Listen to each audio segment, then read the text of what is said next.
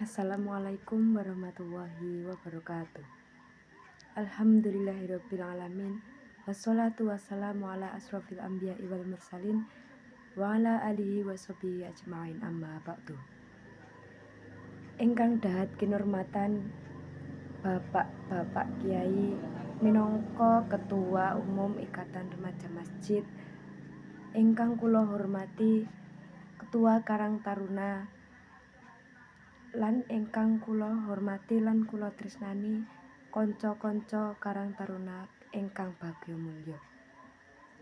Sepisan boten supe, sumangga kita langkung rumiyin tansah ngunjukaken raos puja lan puji syukur dumateng Allah Subhanahu wa taala ingkang sampun paring mapinten-pinten kanikmatan dumateng kita sedaya satemah kula lan panjenengan saged makempal manunggal wonten ing acara rutinan Karang Taruna dalu menika kanthi sehat walafiat boten wonten rubeda menapa.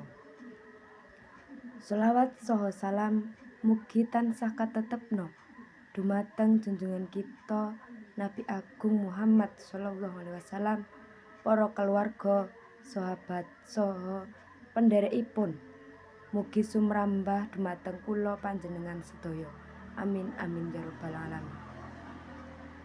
Kaping kalih kula minangka pranatacara badhe maosaken reruntutipun acara rutinan wonten dalu menika.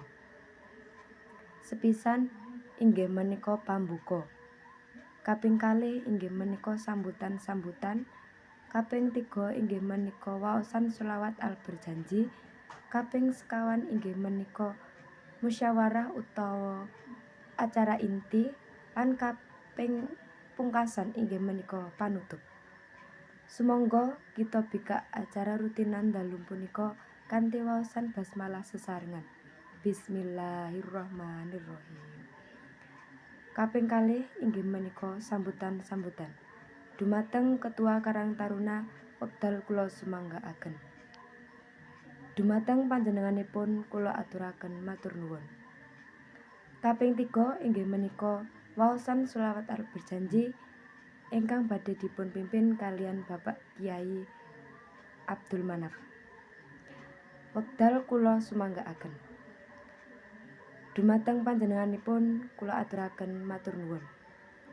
Kaping sekawan inggih menika musyawarah utawa acara inti. Kaping gangsal utawi pungkasan inggih menika panutup. Sumangga kita tutup acara dalu menika kanthi waosan hamdalah sesarengan. Alhamdulillahirabbil alamin. Cekap semanten atur kula kathah klenta-klentu kula minangka pranatacara nyuwun agunging pangapunten. Wassalamualaikum warahmatullahi wabarakatuh.